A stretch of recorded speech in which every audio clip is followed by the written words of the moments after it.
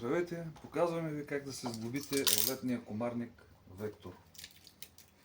Внимателно отваряте пакета. Комарника ви е изработен по ваши размери точно. Комарника съдържа 4 части. Сет, в който е навита мрежата, 2 броя водачи с четки и един брой завършващ профил с зъб, в който се закача мрежата.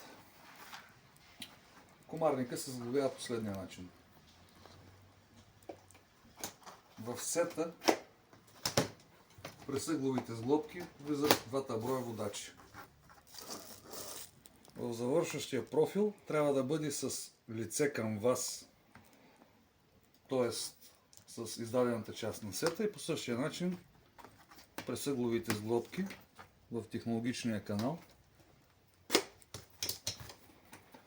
вкарвате ъгълчетата към самите водачи.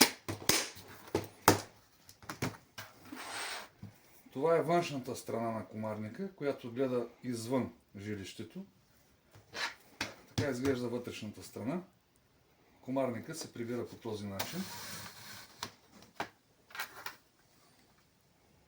След което може да го инсталирате посредством винтове, в зависимост от дограмата, самонарезни или за ПВЦ дограма, през тези отвори и през ъгловите сглобки, които имат технологичен отвор за поставяне на винт.